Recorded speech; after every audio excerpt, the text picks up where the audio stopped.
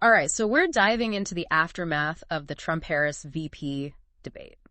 And actually, not just the debate itself, but how everybody's out there interpreting it, you know? Yeah, the reactions, the spin, the whole 9 yards. Exactly. And the source material that we're working with this time is actually pretty fun. It's this debrief between 4 friends who all watched the debate together. Oh, I love a good post-debate debrief. Always gets spicy. Right. They're pulling in everything from, like, social media reactions to, get this, Taylor Swift, to make their points. Okay, now that's what makes this deep dive so fascinating. Yeah. Because we're going beyond just who won the debate, you know, according to the polls and all that.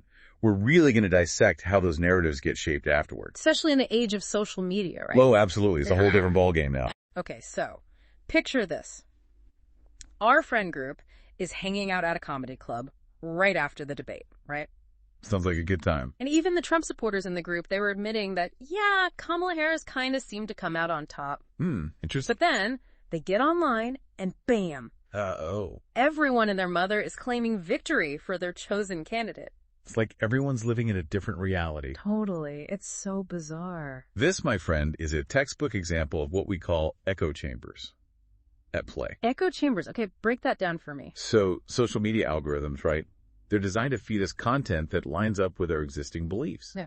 Basically creating these online bubbles where our biases, they just get reinforced over and over and over again. So it's like confirmation bias, but on steroids. Exactly. You said it, not me. And it makes having any kind of objective analysis so much harder these days. Oh, I can only imagine. It's like, for example, this whole Taylor Swift endorsement situation.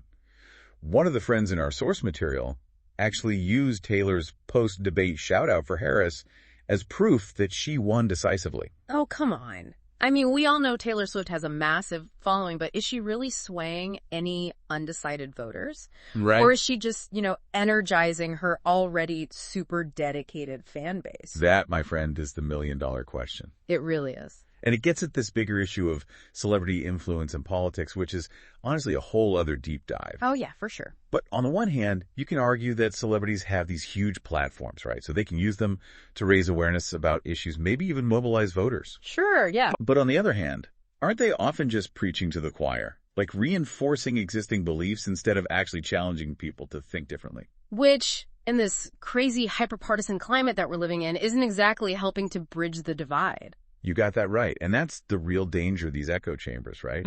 If we're only ever exposed to information that confirms what we already believe, I mean, how can we even have productive conversations with each other, let alone make informed decisions about the future of our democracy? So true. All right, so we've got this echo chamber effect happening big time, right?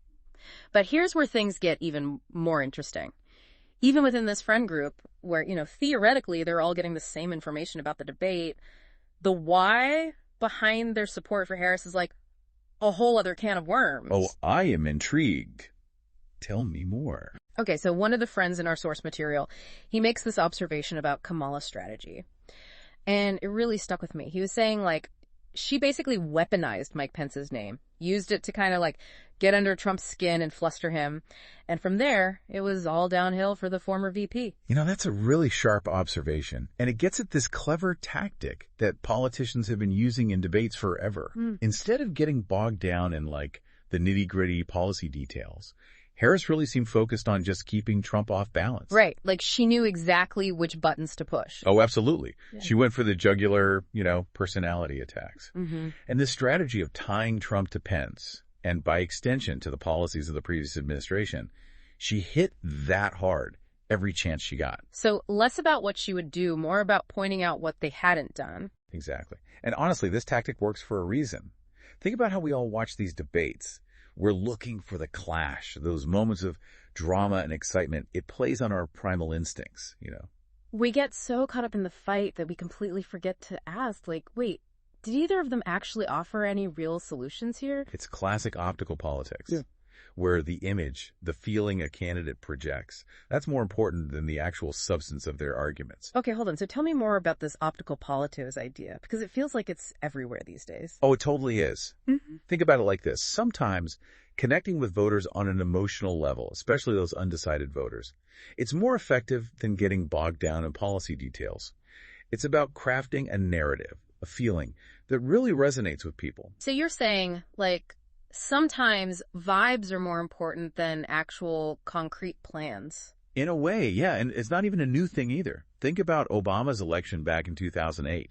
It was just as much about hope and change, this idea of a cultural shift, as it was about any specific policy proposals. That's a really good point. It makes you wonder, like, are we voting for the person, Yeah. or the image they're projecting, or the actual plans? That's the million-dollar question for every voter, right? But before you go thinking this is some new problem, the very first televised debate. Kennedy and Nixon, right? Exactly. 1960. Prime example of optical politics in action. People who listened to that debate on the radio, they thought Nixon won, hands down. But people who watched it on TV Yeah. overwhelmingly favored Kennedy. No way, really? Yeah.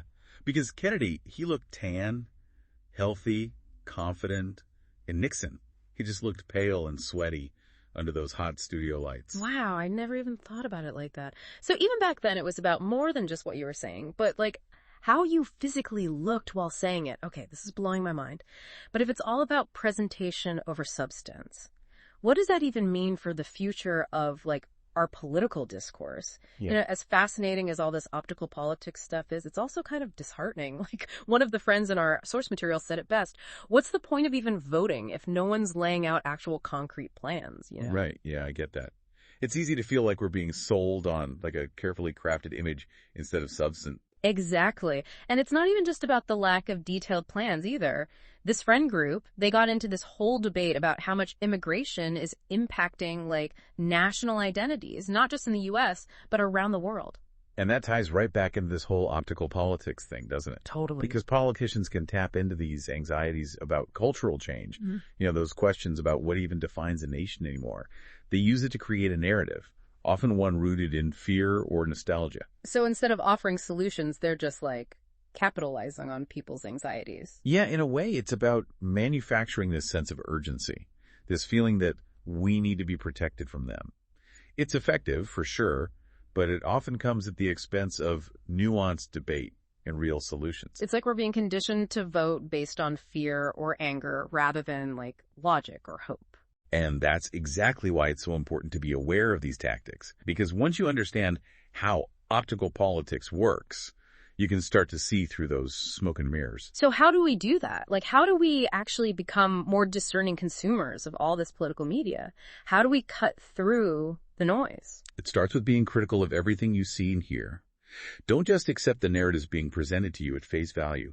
Dig deeper, question your own biases, seek out diverse perspectives. Basically, don't get stuck in your own echo chamber. Exactly. Expose yourself to different viewpoints, even if they make you uncomfortable. Because the more informed you are, the better equipped you'll be to see past the spin.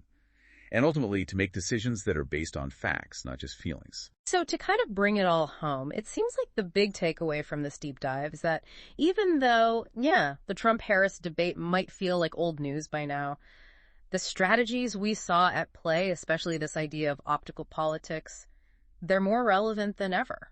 Absolutely. And as you're out there having conversations about this debate, or even just the election in general, remember to ask yourself, like, who is shaping this narrative? What are their motivations? And how is this information influencing my own beliefs? Because at the end of the day, it's not just about who wins a debate, but who shapes the story we tell ourselves about what it all means. And that, my friend, is something we're thinking about long after the votes are cast. Couldn't have said it better myself.